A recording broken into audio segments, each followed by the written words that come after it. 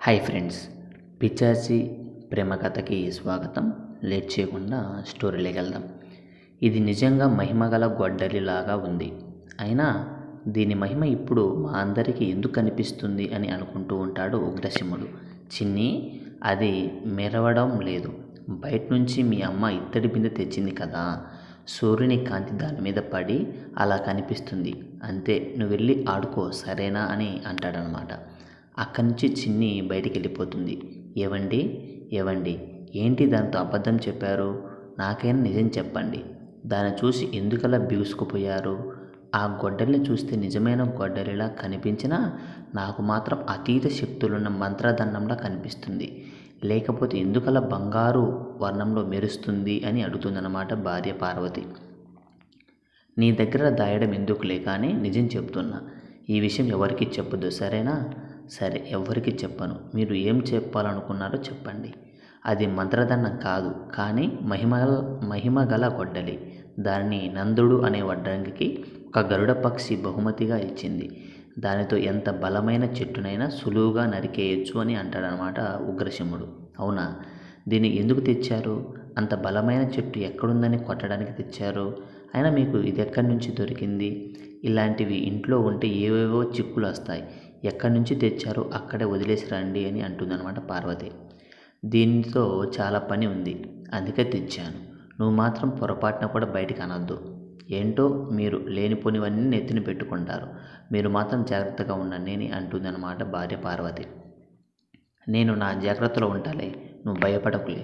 నువ్వు నీ పని చూసుకో వెళ్ళి. మంత్రిగారు పిలుపు వినపడడంతో గొడ్డలిని అట్టక మీద పెట్టి దానిపైన గుడ్డ కప్పి బయటకు వచ్చాడనమాట ఉగ్రసింహుడు. రాజభటుడు నిలబడి ఉన్నాడు. చెప్పవయ్యా, దేనికోసం వచ్చావు? మంత్రిగారు, మీరు కలప కావాలని మహారాజు గారితో చెప్పారంట. మన ఊరి చివర ఉన్న అడవిలో కొట్టించి ఉంచాను. అది చెప్తామని వచ్చాను. ఓహో, మంచిది. దాన్ని ఒక బండిలో ఎక్కించి ఇక్కడికి తీసుకొనిరా. సరే మంత్రిగారు, మీకు ఎంత కలప కావాలో చెప్తే అంత బండిలో ఎక్కిస్తాను. ఒక మంచానికి సరిపడా కలప ఎక్కించు చాలు. రేపు ఉదయానికి ఆ కలప ఇక్కడ ఉండాలి అని అంటాడనమాట మంత్రి. సరే మంత్రి గారు, మీరు చెప్పినట్టే చేస్తాను. ఇంతలో లోపల నుంచి బయటకు వచ్చింది పార్వతి. ఏంటండి, అప్పుడే కలప దొరికేసిందా? ఎంతసేపు పార్వతి కలప దొరకడం? మన అడవిలోనే ఉన్నాయి కదా చెట్లు. ఓహో, అయితే మరి ఆ గొడ్డలతో పనేముందండి? ఆ గొడ్డలు ఇక్కడ చెట్లు కొట్టడానికి కాదు, సునందపురంలో ఆనందుడు చెట్లు కొట్టడానికి. అవునా? అయితే అతనికే ఇచ్చేయండి. అలాంటి వాడికి నిజంగా ఉపయోగపడుతుంది. అందుకే పార్వతి నేను కూడా దాన్ని నాతో ఆ ఊరు తీసుకొని వెళ్తుంది. ఓహో, చాలా మంచిది. అదే పని చేయండి. ఉదయం రొట్టెలు తిన్నారు, ఇప్పుడు సాయంత్రం అవుతుంది. రాత్రికైనా భోజనం చేస్తారా, లేకపోతే ఉదయం తిన్నవే సరిపోతాయా అని అంటుంది పార్వతి. పార్వతి, నువ్వు నాతో భలే పరాచకాలు ఆడుతున్నావే. రాత్రికి తింటానులే, భోజనం తయారు చేయి అని అంటాడనమాట. సరే సరే. అవును, కలప వచ్చేసింది. కొంపదీసి రేపే ఆ ఊరు వెళ్తున్నారా? వెళ్ళాలి కదా. వెళ్ళడమే కాదు, మళ్ళీ పున్నమి ఊరుకు అక్కడే ఉండాలి. ఏంటి, మళ్ళీ అక్కడ 15 రోజులు ఉంటారా? అక్కడ మీకు అంతగా నచ్చింది ఏమిటి అని అడుగుతుంది. అక్కడ నచ్చిందేమిటి అంటే బామ్మ, ఆనందుడు, వాళ్ళ ఆప్యాయత నన్ను నిజంగా ఆకట్టుకుంది. అలాగని మాత్రమే కాదు, మహారాజు గారు స్వయంగా మంచాన్ని దగ్గరుండి చేయించమన్నారు. దానికోసమే వెళ్తున్నాను అని అంటాడు. ఓహో, మహారాజు స్వయంగా చెప్పారనే చెప్పొచ్చు కదా, ఇంత ఉపన్యాసం ఎందుకండి అని అంటుంది. సరే కానీ నువ్వు వంట పని చూసుకో. వంట పని ఎప్పుడో అయ్యింది, మీరు తినడమే ఆలస్యం. అవునా? అయితే వడ్డించు, భోజనాలు వేలైంది కదా. అవును, ఆ సంగతి మర్చిపోయాను. చిన్ని ఇంకా రాలేదు. ఆడుతూ ఎక్కడ కూర్చుందో వెళ్ళి దాన్ని తీసుకుంటా. ఆరు బయట కూర్చొని ఆడుకుంటున్న చిన్నిని చూసి, తల్లి ఇక్కడేం చేస్తున్నావురా? పద లోపలికి వెళ్దాం, సాయంత్రం అవుతుంది. నాన్న, ఇక్కడ కూర్చొని ఉన్నాను కదా నేను. ఈ బొమ్మ నాతో ఇందాక మాట్లాడింది తెలుసా? అవునా? ఏం మాట్లాడింది చెప్పు, నేను వింటాను అని అంటాడు. మీ నాన్న ఊరు వెళ్తున్నాడు రేపు, మళ్ళీ పున్నమి తర్వాత వస్తాడని చెప్పింది. అవునా? ఇంకేం చెప్పింది? మీ నాన్న ఒక గొడ్డలి తెచ్చాడు కదా, దాన్ని ఆనందుడికి ఇచ్చేయమని కూడా చెప్పింది. ఏంటి, ఆ గొడ్డల్ని ఆనందుడికి ఇచ్చేయమని చెప్పిందా? ఇంతకీ ఆనందుడెవరు? అయ్యో నాన్న, అతను చేసిన బొమ్మే కదా ఇది అని అంటుందన్నమాట చిన్ని. ఆ విషయం నీకెలా తెలుసు? ఈ బొమ్మ చెప్పింది. ఏంటి? ఏమండోయ్, మీ తండ్రి కూతుల మాట్లాడింది చాలు కానీ భోజనం వడ్డిస్తాను, త్వరగా రండి, తినేసి తీరిగ్గా మాట్లాడుకోవచ్చు అంటూ కేక వేసింది పార్వతి. చిన్నిని ఎత్తుకొని లోపలికి వెళ్ళి భోజనం చేసి కొద్దిసేపటికి మంచం మీద పడుకొని ఆలోచించడం మొదలుపెట్టాడు ఉగ్రసింహుడు. ఆనందుడి విషయం పాపకు తెలియనే తెలియదు. వాడి పేరు పాపకి తెలిసిందంటే ఏదో శక్తి ఆ ఊరికి సహాయం చేయాలనుకుంటుందా అనిపిస్తుంది. దాన్ని కనిపెట్టడం ఎలా? ఇప్పటికే తెలిసిన విషయాలతో తల పగిలిపోతుంది. ముందు ముందు ఏం జరగబోతుందో చూడాలి. అది కూడా ఆ సునందపురంలో ఉండి తెలుసుకోవాలి. భగవంతుడా, ఒక మంచి కార్యం కోసం వెళ్తున్నాను. నాకు నీ సహాయం కావాలి. దండం పెట్టుకొని నిద్రపోయాడనమాట ఉగ్రసింహుడు. వేకువజామున మెలకువ రావడంతో త్వరగా తయారయ్యి మామూలు దుస్తుల్లో కలప తీసుకుని సునందపురం బయలుదేరాడు ఉగ్రసింహుడు. సునందపురం పొలిమేర దగ్గరకు చేరుకొని ఈ కలప మొత్తం ఇస్తే ఆనందుడు సులభంగా మంచాన్ని తయారు చేస్తాడు. అలా చేస్తే ఇంకెప్పుడు అడవికి వెళ్ళేది, ఆ చెట్టు నరికేది అనుకుంటూ ఇందులో కొంత కలప తీసేస్తాను, మిగతాది మాత్రమే తీసుకొని పోతాను అని అనుకుంటాడనమాట. అప్పుడు కలప సరిపోక ఎలాగూ అడవికి వెళ్ళక తప్పదు. వెళ్ళకపోతే తనని ఎలాగోలా ఒప్పించి అడవికి తీసుకుని వెళ్ళే మార్గం అప్పుడు ఆలోచిస్తాను. ముందు ఆ మంచం తయారు చేసే పనిని మొదలు పెట్టమని చెప్పాలి అని అనుకుంటాడు. కలపతో వస్తున్నటువంటి ఉగ్రసింహుని చూసి, నాయనమ్మ అన్న వస్తున్నాడు, కాస్త మజ్జిగ తీసుకొనిరా. అవునా అంటూ లోపల నుంచి కొండతో మజ్జిగ తీసుకుని వచ్చి ఇంటి వాకిల్లో నులక మంచం వేసిందన్నమాట బామ్మ. ఏరా బాబు, వచ్చేసావా? ఆ బండి అక్కడ వదిలేసి నువ్వు వచ్చి కూర్చొని ఈ మజ్జిగ తాగు. వచ్చేసాను బామ్మ. తమ్ముడు అడిగిన కలప కూడా తెచ్చాను. తమ్ముడు, నువ్వు ఇచ్చిన బొమ్మ మా చిన్నికి చాలా బాగా నచ్చింది. మీ వదినైతే ఇంత ఖరీదైన బొమ్మ ఎక్కడి నుంచి తెచ్చావు అని అడిగింది. అవునా? పాపకి అంత బాగా నచ్చిందా? తను తీసుకుని వస్తానని చెప్పావంట బామ్మతో, తీసుకొని రాలేదే అని అంటాడన్నమాట ఆనందుడు. తెద్దామనుకున్నాను, కానీ ఈ కలపతో తీసుకొని వస్తే అది ఇబ్బంది పడుతుంది. దానితో తోడు ఇంత దూరం అంటే ఎట్లా అని అంటాడన్నమాట ఉగ్రసింహుడు. అవును నాయనా, ఏదో నా అదుర కొద్దీ అడిగేశాను. దాని వయస్సు, ఈ దూరం గ్రహించలేకపోయాను. మాట్లాడుతూనే ఉన్నావు, ఈ మజ్జిగ తాగు అని అంటుంది బామ్మ. తమ్ముడు, నీకోసం మంచి గొడ్డలి తెచ్చాను. అవునా? ఏది ఎక్కడుంది? ఒరే ఆనంద్, అన్న ఇప్పుడే వచ్చాడు కదా, తీరిగ్గా ఇస్తారులే, కాసేపు నడుము వాల్చనివ్వు అని అంటుంది బామ్మ. పర్లేదులే బామ్మ, ఆ బండిలోనే ఉంది. గొడ్డలి ఇప్పుడే తీసుకుని వస్తాను, ఉండు తమ్ముడు అని అంటాడన్నమాట ఉగ్రసింహుడు. ఇదిగో తమ్ముడు, గొడ్డలి తీసుకో అంటూ ఆనందుడి చేతికి ఇచ్చాడు ఉగ్రసింహుడు. అంతే, మరుక్షణంలో శారదమ్మ ఉగ్రసింహుడు చూస్తూ ఉండగానే ఆ గొడ్డలి బంగారు వర్ణంలో మెరవడం మొదలైంది. ఆ కాంతికి ఇల్లు మొత్తం ప్రసరించిందన్నమాట. ఇల్లంతా వెలిగిపోయింది. నాయనా, ఈ గొడ్డలి నీకెలా దొరికింది? ఇది నా కొడుకు నందుడి దగ్గర ఉండేది. దీన్ని వాడు అంటూ ఏదో చెప్పబోతూ శారదమ్మకు చెమటలు పట్టడం మొదలైంది. దాన్ని చూసిన ఉగ్రసింహుడు, బామ్మ కంగారు పడకు, కాసేపు కూర్చో, అసలేమైందో నిజం చెప్పు అని అడుగుతాడనమాట. ఒరే ఆనందు, దాన్ని నీ చేతులతో నీళ్ళతో కడుగు మామూలుగా, లేదంటే ఆ తెచ్చిన దొంగల్లో ఒక దొంగపై కొట్టు, అసలు విషయం నీకే తెలుస్తుంది అని అంటుందన్నమాట బామ్మ. ఆనందుడు గొడ్డలితో ఒక దొంగను నున్నగా మంచానికి పనికి వచ్చేలా నరికాడు. వెంటనే ఆ గొడ్డలి చేతులు జారి పక్కనున్న దొంగను కూడా అదే విధంగా నరకడం మొదలుపెట్టింది. ఆ విషయాన్ని చూసి ఉగ్రసింహుడు, ఆనందుడు ఆశ్చర్యంగా చూస్తూ ఉండిపోయారు. నాయనమ్మ, ఈ గొడ్డలి నాన్నదైతే మన దగ్గర లేకుండా ఎక్కడో ఉండటం ఏంటి? దాన్ని అన్న తీసుకుని రావడం ఏంటి అని అడుగుతాడనమాట ఆనంద్. నాయన ఆనంద్, ఆ గొడ్డలి మీ నాన్నకి ఒక గరుడ పక్షి ప్రసాదించింది. ఒకనాడు ఒక కాలనాగు గరుడ పక్షిని తినడానికి ప్రయత్నం చేస్తే ఆ నాగును హతమార్చి ఆ గరుడ పక్షి పిల్లలను కాపాడాడు. అప్పుడు ఆ పక్షి ఈ గొడ్డలిని ఇచ్చి జాగ్రత్తగా వాడుకోమని చెప్పింది. ఆ గొడ్డలితో ఎంత పెద్ద చెట్లనైనా సునాయాసంగా నరకవచ్చని కూడా చెప్పింది. దాంతో మీ నాన్న ఆ పక్షికి కృతజ్ఞతలు చెప్పి ఇంటికి వచ్చాడు. కొన్నేళ్ళు ఆ గొడ్డలి విషయం మీ అమ్మతో కానీ నాతో కానీ చెప్పలేదు. రోజు పెద్ద మొత్తం కలప తీస్తూ అమ్ముతూ మమ్మల్ని పోషించడం మొదలుపెట్టాడు. ఇలా కొన్నేళ్ళు బాగానే సాగింది. తర్వాత కొన్నేళ్లకు వడ్రంగ వృత్తి చేయడం మొదలుపెట్టాడు మీ నాన్న. ఇంట్లో ఉన్న పేరుకుపోయిన కలపతో అందమైన నగిశీలు చెక్కడం, కుర్చీలు, మంచాలు, అలా వాటిని అమ్మడంతో ఇంకొంత డబ్బు సంపాదించడంతో పాటు మంచి పనివాడని పేరు కూడా వచ్చింది. మీ నాన్న పనితనం మన దేశ మహారాజు వరకు వెళ్ళింది. ఒకరోజు ఆయనే స్వయంగా మన ఊరు వచ్చి ఒక అందమైన మంచం చేయమని మీ నాన్నని అడిగారు. స్వయంగా మన దేశ మహారాజు అడగడంతో రాజుగారిని కొంత గడువు అడిగి మంచి చేవ ఉన్న కలప కోసం చాలా ఊళ్ళు తిరగడం మొదలుపెట్టాడు. చివరకు ఒక పెద్ద చెట్టు మన ఊరి అడవిలో దొరికింది. దాన్ని గొడ్డలి సహాయంతో నరికి ఒక అందమైన మంచాన్ని తయారు చేసి ఇచ్చాడు. ఆ మంచపు నగిశీలు చూసి మహారాజు చాలా ముచ్చటపడి, మీ నాన్నను రాజభవనంలో రకరకాల వస్తువులు తయారు చేస్తూ ఉండిపోమ్మని ఉద్యోగం ఇచ్చారు. తర్వాత ఒకరోజు మీ నాన్న, మీ అమ్మ సుముకి నిద్రిస్తున్న వేళ ఒక్కసారిగా పడుకున్న మంచం కుప్పకూలింది. మీ నాన్నకి ఏం జరిగిందో అర్థం కాక ఆలోచిస్తూ పనిని అశ్రద్ధ చేయడం మొదలుపెట్టాడు. దాంతో రాజభవనంలో చేయవలసిన పనులన్నీ వాయిదా పడ్డాయి. ఆ విషయం మహారాజు వరకు వెళ్ళింది. దాంతో ఆయన మీ నాన్నని కబురు పెట్టి అసలు విషయం తెలుసుకున్నారు. అప్పుడు మీ నాన్న జరిగిందంతా పూసగుచ్చినట్టు చెప్పడం మొదలుపెట్టాడు. మొత్తం విన్న మహారాజు గొడ్డలిచ్చిన గరుడ పక్షిని కలిసి మంచం విరగడానికి గల కారణం తెలుసుకోమని మీ నాన్నని ఒక పున్నమి రోజు మన ఊరు అడవికి పంపించాడు. ఆ రోజు తర్వాత ఏమి జరిగిందో ఏమో తెలియదు, కానీ మీ నాన్న అడవి నుంచి వచ్చిన రోజే ఇద్దరూ చనిపోయారు. వాళ్ళ చావుకి కారణం రహస్యంగానే ఉండిపోయింది. తర్వాత ఆ గొడ్డలి ఏమైందో నేను పట్టించుకోవాలి. నిన్ను తీసుకొని ఇక్కడికి వచ్చేశాను. మళ్ళీ ఇన్నేళ్ళకి ఆ గొడ్డలి నీ చేతికి వచ్చిందంటే నాకు భయంగా ఉంది. దాన్ని వెంటనే ఎక్కడైనా పడేయి నాయనా. ఈ వయసులో నిన్ను కోల్పోలేను. వాడికి నువ్వేనే చెప్పు బాబు అని అంటుందన్నమాట బామ్మ. నాయనమ్మ, నాన్న చనిపోవడానికి కారణం ఈ గొడ్డలి కాదని నువ్వు చెప్పిన దాన్ని బట్టే అర్థమవుతుంది. కానీ అస్సలు అమ్మ నాన్న చనిపోవడానికి కారణం ఏంటో తెలుసుకోవాలంటే ఈ గొడ్డలి ఒకటే మార్గం.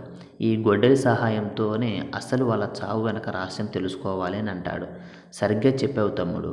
బామ్మ, నువ్వేం కంగారు పడకు. తమ్ముడికి తోడుగా నేనున్నాను. నువ్వు నిశ్చింతంగా ఉండు.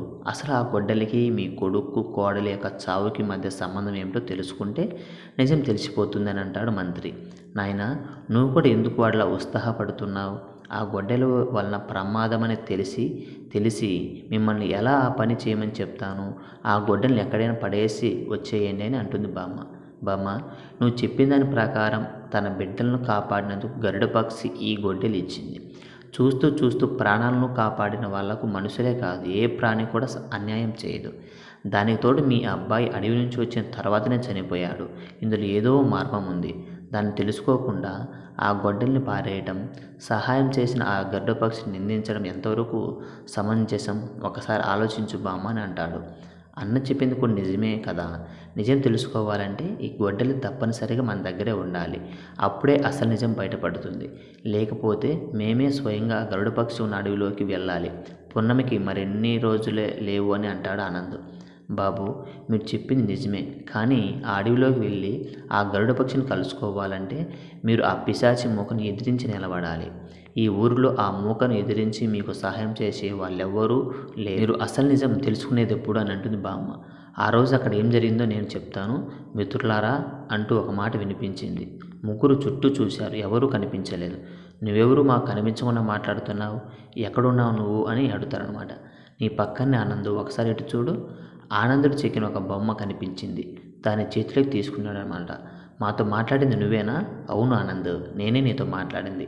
మహామంత్రి గారు నా మిత్రుడిని తీసుకుని వెళ్ళిన మీకు తెలియదా మేము మాట్లాడతామని అని అంటుంది ఆ బొమ్మ. అన్నా, నువ్వు మహామంత్రివా? ఏంటి బాబు, నువ్వు మంత్రి అయ్యుండి మాతో ఇలా మామూలు మనిషిగా ఎందుకున్నావు అని అడుగుతుంది బామ్మ, తమ్ముడు, నేను కూడా మామూలు మనిషినే. నేను చేసే వృత్తి మాత్రం మహామంత్రి. మీకు అస్సలు నిజం చెప్పనందుకు నన్ను క్షమించండి అని అంటాడు. అన్న, అంత పెద్ద మహామంత్రి అయిన నువ్వు మాకు క్షమించమని అడగడం ఏంటి? మేమే మిమ్మల్ని ఏదైనా ఇబ్బంది పెట్టి ఉంటే మా ఇద్దరిని క్షమించండి అని అంటాడు. చూశారా, నా వృత్తి గురించి తెలియగానే ఎంతో ఆప్యాయతో చూసుకునే మీరిద్దరూ నన్ను దూరం చేస్తున్నారు. అందుకే మీకు నిజం చెప్పలేదు. బామ్మకి ఎప్పటికీ నేను మనవణ్ణి, నీకు ఎప్పటికీ అన్నగానే ఉండనివ్వండి అని అంటాడు మంత్రి. ఓ బొమ్మ, నా సంగతి వదిలేయి. అసలు నువ్వు ఎలా మాట్లాడగలుగుతున్నావు? నీకు మాట్లాడే శక్తి ఎలా వచ్చింది అని అడుగుతాడనమాట. ఆ రోజు ఆనందుడి తండ్రి మహారాజుకి మంచం తయారు చేయాలని ఎన్నో అడవుల్లో మంచి చేవ ఉన్న చెట్ల కోసం వెతకడం మొదలుపెట్టాడు. అలా వెతుకుంటూ వెళ్ళగా తానున్న సునందపురం అడవిలో ఒక పెద్ద చెట్టు గుర్తుకొచ్చింది. ఆ చెట్టు పైన గరుడ పక్షి నివాసం ఉన్నదని, దాన్ని మంచం చేయడానికి ఉపయోగించవచ్చని ఆలోచన వచ్చింది మీ నందుడికి. దాంతో గొడ్డలి తీసుకుని ఆ చెట్టు దగ్గరికి వచ్చాడు. తర్వాత చెట్టు పైన ఉన్న గరుడ పక్షిని పిలిచి అసలు విషయం చెప్పాడు. అప్పుడు ఆ పక్షి ఇలా చెప్పింది. మిత్రమా, ఎన్నో ఏళ్ళగా ఈ చెట్టుపై నా సంతతితో జీవిస్తున్నాము. దీన్ని నీకు ఇస్తే మాకు ఆశ్రయం పోతుంది. నువ్వు ఇక్కడకు దగ్గరలో ఉన్న మరొక చెట్టు చూపిస్తాను. నువ్వు దానిని అనుమతి అడిగి కలపను తీసుకోవచ్చని చెప్పింది. నంద్రుడు అలాగే గరుడ పక్షి అడవిలో చాలా దూరం వెళ్ళి దట్టమైన పొదలున్న ఒక స్థలానికి చేరుకున్నారు. మిత్రమా, ఇక్కడ పొదలు తప్ప ఏమీ కనిపించడం లేదు. ఆ చెట్టు ఎక్కడుంది అని అడుగుతాడనమాట నందుడు గరుడ పక్షిని. ఒక్క నిమిషం మిత్రమా అంటూ, మిత్రమా నేను గరుడను, నీ సహాయం కోసం వచ్చాను. ఇతడు నా బిడ్డలను కాపాడిన నందరుడు ఒక మంచం తయారు చేయడం కోసం ఒక చేవ ఉన్న కలప కోసం వెతుక్కుంటూ నా దగ్గరికి వచ్చాడు. దయచేసి నాకు సహాయం చేయి, మాకు నువ్వెక్కడున్నావో కనిపించు అని అడుగుతుంది గరుడ పక్షి. మరుక్షణంలో ఆ పొదలన్నీ పక్కకి జరిగాయి. ఎదురుగా ఉన్నటువంటి పెద్ద బండరాయి పక్కకు జరిగింది. నందుడు ఆశ్చర్యంతో చూస్తూ ఉండగానే ఒక భారీ వృక్షం ప్రత్యక్షమైంది. మిత్రమా, ఎన్నాళ్లకు నన్ను కలుసుకోవడానికి వచ్చావు? నువ్వు రావడం సంతోషంగా ఉంది అని అంటుంది చెట్టు. నాకు కూడా మిత్రమా, నీ సహాయం కోసమే ఇంత దూరం వచ్చాను. చెప్పాను కదా, ఇతను నా బిడ్డలను కాపాడేటువంటి నందుడు. ఇతనికి నీ కలప కావాలని నీ కోసం ఇంత దూరం వచ్చాము అని అంటుంది గరుడ పక్షి. తప్పకుండా ఇస్తాను మిత్రమా, కానీ ఒక షరతు. చెప్పు వృక్షరాజమా, దాన్ని తూచా తప్పక పాటిస్తాను అని అంటుంది. నా నుంచి నువ్వు ఒకే ఒక కొమ్మను మాత్రమే తీసుకుపోవాలి. దాన్ని నువ్వు పూర్తిగా మంచం తయారు కోసమే వాడాలి. మరే వస్తువు తయారు చేయకూడదు అని చెప్తుంది. మిత్రమా, తప్పకుండా ఉపయోగిస్తాను, కానీ మంచం చేసే క్రమంలో కొంత భాగం వృధా కాక తప్పదు కదా అని అడుగుతాడు. అవును మిత్రమా, నందుడు చెప్పింది నిజమే కదా. అతడు చెప్పింది నిజమే, కాకపోతే నా నుంచి తీసుకున్న కలపకు అతీత శక్తులున్నవి. దాని నుంచి వ్యర్థమైన కలప ఎక్కడైనా పడితే అక్కడ మరో వృక్షం మొలుస్తుంది అని చెప్తుంది చెట్టు. అలా మొలిస్తే మంచిదే కదా. నాకున్న శాపం నీకు తెలుసుగా గరుడా అని అంటుంది చెట్టు. ఏమిటి, వృక్షమైన నీకు శాపమా? అవును మిత్రమా, ఒకరోజు నా కొమ్మలలో ఆకులు రాలి తపస్సు చేస్తున్నటువంటి మహామునికి తపభంగం జరిగినది. ఆనాడు అతడు ఒక శాపం ఇచ్చాడు. నా నుంచి వీడిపోయిన కలప ఎక్కడైనా అరణ్య ప్రదేశంలో పడితే అచట భారీ వృక్షం ఉద్భవించి పిచాచి మూకను ఉత్పన్నం చేయునని, ఆ మూక ప్రజలను ఇబ్బంది పాలు చేస్తుందని, ఒక వృక్షమైన నేను రాళ్లతో కొట్టిన వారికి సైతం తీయని పనులను ఇచ్చాను. నా వల్ల మేలు తప్ప కీడు కలగకూడదని నేను అతన్ని క్షమించమని చాలాసార్లు వేడుకొని పరిష్కారం అడగ్గా, నా నుంచి వచ్చిన కలపలోని ప్రతి భాగాన్ని ఉపయోగించమని, లేదంటే పరిణామాలు తీవ్రంగా ఉంటాయని చెప్పాడు అని చెప్తుంది చెట్టు. సరే మిత్రమా, నీ నుంచి సేకరించిన ప్రతి కలప భాగాన్ని ఉపయోగిస్తాను. అటు నుంచి ఆ తెచ్చిన కలపతో అందమైన ఒక మంచం తయారు చేసి మహారాజుకి ఇచ్చాడు నందుడు. అయితే ఆ వృక్షం నుంచి మంచం చేయగా మిగిలిన కలపతో తయారు చేసినటువంటి బొమ్మ నువ్వేనా అని అడుగుతాడు ఉగ్రసింహుడు. అవును మహామంత్రి, నాతో పాటుగా నువ్వు తీసుకుని పోయిన నా మిత్రుడు కూడా ఆ కలపతో చేసినవాడే. అయినా నేను మిమ్మల్ని ఆ కలపతో చేయలేదే అని అంటాడు ఆనందుడు. ఆనంద్, నువ్వు నగిశీలు కోసం మధ్య మధ్యలో అతుకులు వేసిన పాత కలప ముక్కలు ఆ వృక్షం తాలూకవే. మహామంత్రి, నీ మనసులో ప్రశ్న నాకు అర్థమైంది. అడవిలో ఆ చెట్టు ఎలా మొలిచిందనేగా అని అడుగుతుంది బొమ్మ. అవును, ఆ రోజు మంచం తయారు చేసిన తర్వాత మిగిలిన చెక్క ముక్కలను జాగ్రత్తగా నందుడు భద్రపరిచి ఒక పెట్టెలో దాచాడు. కానీ ఆ చెక్క ముక్కలు ఒక చిన్న ముక్క మాత్రం అతని వస్త్రాల్లో మిగిలిపోయింది. ఆ చెక్క ముక్క అతడు స్నానం చేస్తున్నప్పుడు చెరువులో పడి అలా అలా గాలికి ధూళికి ఎగురుతూ చివరికి అడవి మధ్యకి చేరింది. అలా చేరిన ఆ కలప నేలలోని తేమను పీల్చుకొని మొక్కగా పెరగడం మొదలైంది. ఒకనాడు ఆ మొక్కకు పక్కనే ఒక మాంత్రికుడు అప్పటికే పాతి ఉంచిన ఆత్మబంధనమైన సీసా మూతను ఆ చిన్ని మొక్క వేళ్ళు తీసివేయడంతో ఆ మొక్క అతీత శక్తిని ఆ ఆత్మ ఉపయోగించుకొని దాని పిచాచి మూక నిలయంగా మార్చుకున్నది అని చెప్తుంది. ఓ బొమ్మ, మరి నేను అడవిలో ఆ పక్షులు మాట్లాడుకున్న విషయం విన్నాను అని అంటాడు మంత్రి. మంత్రి గారు, మీరు విన్నది నిజమే. ఆ చెట్టును ఆనందుడే నరకాలి, అది కూడా పున్నమి రోజే నరకాలి. అప్పుడే ఆ పిచాచి మూక నుంచి ఈ గ్రామం బయటపడుతుంది అని చెప్తుంది. అలా నరికిన వాళ్ళని ఆ పిచాచి ఆవహిస్తుంది. నాయన, నువ్వు ఎక్కడికి వెళ్ళొద్దు. తెచ్చిన గొడ్డల్ని జాగ్రత్తగా ఎక్కడైనా పాతిపెట్టు. ఈ వృత్తిని వదిలేసి ఎక్కడికైనా వెళ్ళిపోదాం అని అంటుంది బామ్మ. బామ్మ, మీకు ఎలాంటి భయం లేదు. తమ్ముడు బాధ్యత నాదని నీకు ఎప్పుడో చెప్పాను. తమ్ముడు వల్లనే ఆ పిచాచి మొక్క నుంచి మీ ఊరు కాపాడబడుతుంది. అందుకే తమ్ముడే ఆ చెట్టును తెగ నరకాలి, ఈ ఊరిని కాపాడాలి. అయినా ఆ పిచాచి వలన మేలే కానీ కీడు జరగదని కూడా విన్నాను. ఓ బొమ్మ, అంతా చెప్పావు, కానీ వీళ్ళ అమ్మ నాన్న ఎలా చనిపోయారో చెప్పలేదు అని అడుగుతాడు. మహామంత్రి, వాళ్ళు చావుకు కారణం నాకు కూడా తెలియదు. ఇంతకాలం నేను మాటలు రానటువంటి మూగగా ఎందుకున్నానో నాకు కూడా అర్థం కావటం లేదు అని అంటుంది బొమ్మ. నాకు ఇప్పుడు అర్థమైందన్న, ఈ గొడ్డలి ప్రభావం వల్లనే ఈ చెక్క బొమ్మకు సైతం శక్తి వచ్చింది. బహుశా ఆ రోజు ఏదో పెద్ద తప్పిదమే జరిగి ఉండాలి, కానీ దాన్ని తెలుసుకోవడం ఎలా అని అంటాడు. మిత్రులారా, మీరు ఆ రహస్యం తెలుసుకోవాలంటే ఆ గరుడ పక్షిని కానీ, లేదంటే అడవిలో ఉన్నటువంటి నామాత వృక్షమును కలుసుకోవాలి. లేదంటే మీకు నిజం తెలిసే అవకాశమే లేదు అంటుంది బొమ్మ.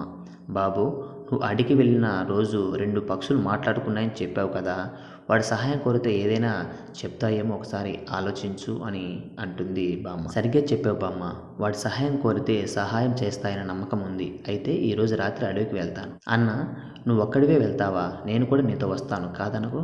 అవును బాబు, వీడిని కూడా నీతో పాటు తీసుకుని వెళ్ళు. వద్దు బామ్మ, మీరిద్దరు ఇక్కడే ఉండండి, నేనే ఆ పక్షుల సహాయం కోరుతాను. మిత్రమా, మాకు జరిగిన విషయాన్ని విపులంగా చెప్పినందుకు నీకు ఎంతగానో రుణపడి ఉన్నాను అని అంటారనమాట. మిత్రమా, మీకు సహాయం చేయడం నా బాధ్యత. నీవు ఈరోజు రాత్రి 2వ జామున అడవికి వెళ్ళాలి. అక్కడికి వెళ్ళేటప్పుడు నీకు తోడుగా నేను వస్తాను కాదనకు. సరే మిత్రమా, కానీ 2వ జామని ప్రత్యేకంగా చెప్తున్నావు, ఏదైనా సమస్య ఉందా? మిత్రమా, ఆ పక్షులకు మాట్లాడే శక్తి ఆ వేళలో మాత్రమే ఉంటుంది. అంతేకాక ఆ పిశాచి మూక నుంచి నీకు ఎలాంటి ప్రమాదం లేకుండా ఉండాలంటే అదే సరైన సమయం. ఓహో సరే, అప్పుడే వెళ్దాం. ఒరే ఆనంద్, సింహుడు, భోజనం చేద్దురు రండి, ఇప్పటికీ చాలా ఆలస్యమైంది. వస్తున్నాం బామ్మ. భోజనం చేసి నడుం వాల్చి ఎప్పుడెప్పుడు రాత్రి అవుతుందో అని ఎదురు చూడడం మొదలుపెట్టాడు ఉగ్రసింహుడు. సరిగ్గా రాత్రి మొదటి జాము మొదలవగానే, మిత్రమా, అడవికి వెళ్ళడానికి సమయమైంది, బయలుదేరాలి, సిద్ధంగా ఉన్నావు కదా? నేను సిద్ధంగానే ఉన్నాను మిత్రమా, పద వెళ్దాం. అన్న, జాగ్రత్త. అవును బాబు, జాగ్రత్తగా వెళ్ళు. తమ్ముడు, బామ్మ, మీరేం భయపడకండి, మీరు మాత్రం ఇంట్లోనే ఉండండి, నేను వచ్చి పిలిచేదాకా బయటకు రాకండి. ఇద్దరు గుర్రం తీసుకుని అడవికి బయలుదేరారు. మిత్రమా, మరి కొద్దిసేపట్లో 2వ జాము మొదలవుతుంది. నేను చెప్పేది జాగ్రత్తగా విను. ఆ రోజు నువ్వు చూసిన ఆ తెల్లని దుస్తులోని అమ్మాయిలు మరికొద్ది సేపట్లో ఇక్కడికి వస్తారు. వాళ్ళ కంటికి కనపడకుండా వాళ్ళ దుస్తుల్లో చిన్న ముక్కను నువ్వు కత్తిరించాలి. మిత్రమా, నువ్వేం చెప్తున్నావు నాకు అర్థం కావటం లేదు. వాళ్ళ దుస్తులతో పనేముంది? నేను చెప్పేది చెయ్యి మిత్రమా, తర్వాత ఆ దుస్తుల ముక్కతో ఉపయోగం ఏంటో చెప్తాను. చుట్టూ గుబురు పదుల నుంచి మత్తుగా సంపంగ పరిమళం మొదలైందనమాట. మిత్రమా, వాళ్ళు వచ్చేస్తున్నారు. ఈ చెట్టు వెనుక దాక్కొని ఎదురు చూస్తూ సరైన సమయంలో వాళ్ళల్లో ఒకరి దుస్తులను కత్తిరించు అని చెప్తుంది. ఇంతలో ఒక్కసారిగా మలెల సౌరభం ఉగ్రసింహుడు చుట్టూ ఆవరించింది. దూరంగా 10 మంది అమ్మాయిలు నాట్యం చేస్తూ విహరించడం మొదలుపెట్టారు. మరుక్షణంలో ఉగ్రసింహుడు చెట్టు వెనుక పరుగు తీశాడు. అమ్మాయిలు చాలాసేపు నాట్యం చేస్తూ వెళ్ళిపోతుండగా చివరగా ఉన్న అమ్మాయి తెల్లని వస్త్రాన్ని ఒడుపుగా కత్తిరించాడు. వెంటనే ఆ అమ్మాయిలందరూ గబ్బిలాలుగా మారిపోయి అడవిలోకి ఎగిరిపోయారన్నమాట. మిత్రమా, చూశావా ఇప్పుడేం జరిగిందో? నీ దగ్గర ఆ అమ్మాయిల దుస్తులో ముక్క ఉన్నంత వరకు వాళ్లకు ఇలా అమ్మాయిలుగా మారే అవకాశం లేదు. ఇక మనం చేయాల్సిన పని ఆ పక్షులతో మాట్లాడటమే. ఇంతలో ఒక్కసారిగా చెట్టుపైన ఉన్న పక్షులు ఎగురుతూ వచ్చి ఉగ్రసింహుడు ముందు నిలిచాయి. మహామంత్రి, ఉగ్రసింహుడు మీరే కదా? అవును, మిమ్మల్ని కలుసుకోవాలని ఇక్కడికి వచ్చాను. మీరు చేసిన సహాయం వలన ఇన్నాళ్లకు మాకున్న బంధనం వీడిపోయింది అంటూ ఆ పక్షులు ఒక్కసారిగా ఆ 2 పక్షులు మిరుమిట్లు గొలిపే కాంతులు వెదజల్లుతూ గంధర్వులుగా మారారు. ఆశ్చర్యపోకండి, మీరు చూస్తున్నది నిజమే అని అంటాయన్నమాట పక్షులు. ఓ గంధర్వులారా, మీరు ఇక్కడ పక్షులుగా ఎందుకున్నారు? మీకు ఈ పరిస్థితి ఎలా వచ్చింది అని అడుగుతారన్నమాట. నా పేరు వీరించి, ఈమె నా ప్రేయసి మాలిని. మా లోకం నుంచి ప్రతి పున్నమికి ఈ అరణ్యమునకు విహారయాత్రకు వచ్చేవాళ్ళము. ఒకనాడు ఆనందం కొరకు మోహిని కోరిక మేరకు శరసందనం చేసి, అంటే రాయితో ఒక చెట్టుపై ఉన్న పళ్ళని కొట్టాలని ప్రయత్నం చేశాను. అప్పుడే ఆ చెట్టుపైన ఉన్న గరుడ పక్షికి ఆ శరం, అంటే రాయి తగిలి నేలపై కుప్ప కూలింది. దాంతో ఆ గరుడ పక్షికి ప్రాణాపాయ స్థితి కలిగి మరణం చేరువగా మమ్మల్ని చూసి, మీరు దేవతలు అయ్యుండి మాలాంటి ప్రాణులను హింసించడం మీకు భావ్యం కాదు. మీ వల్ల నా బిడ్డలు అనాథలయ్యారు. మీరు కూడా పక్షులుగా మారి ఇక్కట్లు పడితే, అంటే బాధలు పడితే కానీ నా బాధ మీకు అర్థం కాదని శపించి మమ్మల్ని పక్షులుగా మార్చింది. ఆ రోజు మేము చేసిన తప్పు ఎంత పెద్దదో తర్వాత మాకు అర్థమైంది. ఆ గరుడ పక్షి చనిపోవడం వలన ఏం చేయాలో తెలియని సందిగ్ధ పరిస్థితిలో ఉన్నప్పుడు నంద్రుడు వచ్చినప్పుడు ఆ పక్షి చనిపోవడం, తర్వాత నంద్రుడు సుమికి కూడా చనిపోయారు అని చెప్తాయి అన్నమాట గంధర్వులు. అంటే వాళ్ళిద్దరు మరణానికి కారణం ఆ విషయమేనా? మేము కూడా మానసిక సంఘర్షణ అయి ఉంటుందని భావిస్తున్నాం. అసలు కారణం ఏమిటో మాకు కూడా తెలియదు అని అంటాయన్నమాట ఆ గంధర్వులు ఇద్దరన్నమాట. ఓయి గంధర్వులారా, మీరు ఇప్పుడు శాప విమోచన పొందారు కనుక మీ దివ్య దృష్టితో జరిగిన విషయం కనుక్కోవచ్చు కదా అని అడుగుతుంది బొమ్మ.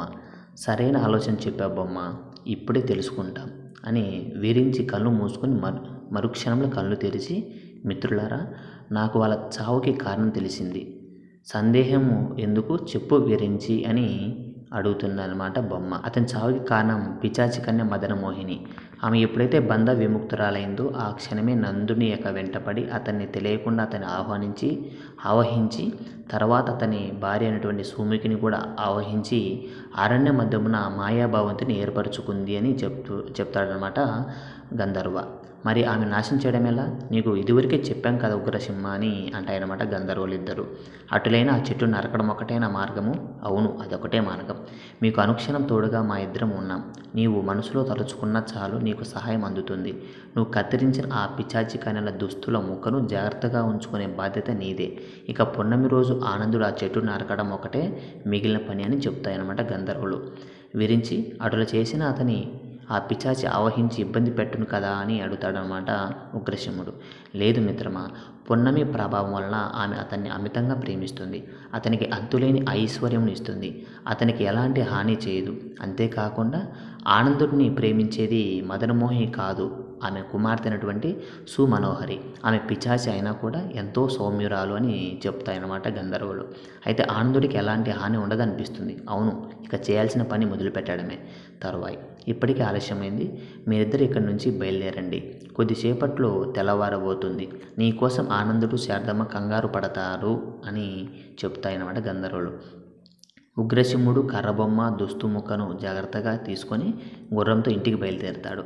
ఇంటికి వస్తున్న ఉగ్రసింహుడిని అప్పుడే వాకిలికి తుడుచుకోవడానికి వచ్చినటువంటి శారదమ్మ చూసి, అమ్మయ్య వచ్చేసావా, నీకేమైందోనని కంగారు పడ్డాను నాయన. గుర్రం దిగి ఆ గుర్రాన్ని ఇంటి పక్కన చెట్టు కట్టేసి, నా గురించి భయపడవద్దని ముందే చెప్పాను కదా బామ్మ, ఇదిగో వచ్చేసానుగా, తమ్ముడు ఎక్కడా అని అడుగుతున్నాడట మంత్రి. అన్న ఇదిగో ఇక్కడే ఉన్నాను. మంచం తయారు చేస్తున్న ఆనందుడు తల పైకెత్తి, అవునన్నా, చాలా కంగారు పడింది. రాత్రి అస్సలు పడుకోలేదు తెలుసా బామ్మ గురించి చెప్తాడంట ఆనందుడు. అవునా బామ్మ, తమ్ముడు ఇంత పొద్దున్న మంచం చేయాలో చెప్పు, వాడి సంగతి వదిలేయి. నువ్వు రాత్రి పడుకున్నట్టు లేవు, వచ్చి నడుమోల్చు నాయనా అని అంటుంది బామ్మ. అవునన్నా, వెళ్ళి పడుకో, మధ్యాహ్నానికి నీ మంచం సిద్ధంగా ఉంటుంది. తీరిగ్గా చేయు తమ్ముడు, తొందరే వదిలే, నిదానంగా చేయి. ఇంతలోపు ఒక చిన్న పెట్టి నాకు చేయవా అని అడుగుతాడనమాట. ఓహో అంతేనా, చిటికలో తయారు చేస్తా, నువ్వు వెళ్ళి పడుకో. తమ్ముడు నేనెప్పుడు పడుకోను, పద నాతో పాటుగా చెరువుకి స్నానం చేసి ఆకలి వేస్తుంది అని అంటాడనమాట. అవునా నాయన, అయ్యో ఇప్పుడే వంట మొదలు పెడతాను. ఒరే ఆనందు, మీరిద్దరు వెళ్ళి స్నానం చేసిరా. ఉగ్రసింహుడు ఆనందుడు చెరువుకి బయలుదేరుతారు. తమ్ముడు నీకు ఒక విషయం చెప్పాలి. మీ అమ్మానాన్నల చావుకి కారణం తెలిసింది. ఏంటన్నా నువ్వు చెప్పేది? అమ్మానాన్నల చావుకి కారణం తెలిసిందా? వాళ్ళెవరో చెప్పు, వాళ్ళను ప్రాణాలతో వదలను అని అంటాడనమాట. తమ్ముడు ఆవేశపడకు, వాళ్ళని చంపింది ఈ అడవిలో ఉన్నటువంటి పిశాచి మదనమోహిని. తనని చంపాలంటే నువ్వే స్వయంగా వెళ్ళి అడవిలోనున్న చెట్టును ఆ గొడ్డలితో నరకాలి. అప్పుడే నీ ఆవేశం పగతో పాటు ఈ ఊరికి పట్టిన వాటి బెడద తీరుతుంది. అందుకే వచ్చే పుణ్యం రోజు నువ్వు ఒంటరిగా అడవికి వెళ్ళి నీ కర్తవ్యం నిర్వర్తించు అని చెప్తాను. ఎవరెక్కడ చప్పట్లు కొట్టడం మొదలుపెట్టింది మదనమోహిని. మరుక్షణంలో నల్లని దుస్తుల్లో నలుగురు యువకులను, ఇద్దరు పరిచారికలు ఆమె దగ్గరకు వచ్చారన్నమాట. కోశల యువరాజ హర్షవర్ధన, ఇప్పటికైనా నా కోరిక తీరుస్తావా అని అడుగుతుంది మదనమోహిని. లేదు, నన్ను నువ్వు ఎంతలా హింస పెట్టినా నీ కోరిక తీర్చను, చూద్దాం. చెకుముకి, వీటికి ఆ ఒక్కపూట భోజనం కూడా పెట్టొద్దు. కళింగ యువరాజా రాజశేఖర, మరి నీ సంగతి ఏంటి అని అడుగుతుంది మదనమోహిని. ఓసి పిశాచి, అతనే కాదు, మేము కూడా నీ కోరికను తీర్చను. నువ్వు ఎన్నాళ్ళు హింస పెట్టినా నీ వాంఛ తీరదు అని అంటాడనమాట ఇంకొక యువరాజు. ఓహో మగధ యువరాజా మోహన, విదర్భ యువరాజా సోమేశ్వర, మీరు వీళ్ళలాగా మూర్ఖులుగా ఆలోచిస్తున్నారు. ఇక మీ జీవితం అంతా నాకు బానిసలుగా ఉండవలసిందే అని అంటుంది మదనమోహిని ఆ నలుగురి యువరాజులతో. ఇంతలో ఒక్కసారిగా 10 గబ్బిలాలు మదనమోహిని చుట్టూ ఆవరించాయన్నమాట. ఏమిది, మీరు ఇలా ఎలా మారినారు, మీకేమైంది, మీ పరిస్థితి కారణమేమి అని అడుగుతుంది మదనమోహిని. మోహిని దీని అంతటికి కారణం తెలుసుకోకుండా, విచక్షణ లేకుండా ఇలా అరవడం వలన ఒరిగేదేమీ ఉండదు. తక్షణమే చేయాల్సిన పని ఆలోచించు అనగానే మదనమోహిని తన మంత్రదండాన్ని గాల్లో తిప్పింది. గబ్బిలాలుగా ఉన్న వాళ్ళ పరిస్థితి యథాతథంగా అలానే ఉందన్నమాట. ఏమిది, నా శక్తితో వీళ్ళు మామూలుగా మారడం లేదు ఎందుకు అని అనుకుంటుంది చెకుముకి. ఇందులో ఏదో మర్మం ఉన్నది. నువ్వు వెంటనే అడవి సరిహద్దుల్లో ఉన్నటువంటి ఆ పక్షులు ఉన్నవో లేవో తెలుసుకొని రా అని అంటుంది మదనమోహిని. ఒక క్షణంలో అదృశ్యమై ప్రత్యక్షమైంది చెకుముకి. మోహిని ఆ పక్షులు కనిపించడం లేదు అర్థమైంది. పక్షులుగా ఉన్న ఆ గంధర్వులు శాప విమోచన పొందారు. ఇక నుంచి మనం అప్రమత్తంగా ఉండాలి, లేదంటే మన జాతి మొత్తం నాశనం అవుతుంది అని చెప్తుందన్నమాట మదనమోహిని. మోహిని, మనల్ని కాపాడకు సుమనోహరి ఉంది, నీవు చింతించిన అవసరం లేదు, నిశ్చింతంగా ఉండు అని చెప్తుంది చెకుముకి. సుమనోహరి మనకు సహాయం చేయునా అది సాధ్యం కాదు. ఆమె పిశాచి జాతిలో పుట్టిన సౌమ్యతను పునికి పుచ్చుకున్నది. ఆమె మనకు సహాయం చేయుట అని అంటుంది మదనమోహిని. మోహిని, నీవు ఈరోజే ఆమెకు క్షుద్ర మాంత్రిక కాపాలిక సిద్ధులను ప్రసాదించు. ఆమె తక్షణమే మనం కోరుకునే విధంగా మారుతుంది అని చెప్తుందన్నమాట. సరైన ఆలోచన చెప్పినావు చెకుముకి. ఈరోజు రాత్రి ఆ పని మొదలు పెడతాను. నీవు ఈ 4 యువరాజుల బలికి సిద్ధం చేయు అని అంటుంది మదనమోహిని. మోహిని చేతిలోని మంత్రదండాన్ని గాల్లోకి తిప్పింది. మరుక్షణమే ఆ ప్రదేశం అంతా నల్లని పొగ ఆవరించిందనమాట. తర్వాత ఏం జరిగిందనే నెక్స్ట్ వీడియోలో ఉంటుంది. కథ నచ్చితే లైక్ చేయండి, షేర్ చేయండి. చూసినందుకు ధన్యవాదాలు. Thank you, bye.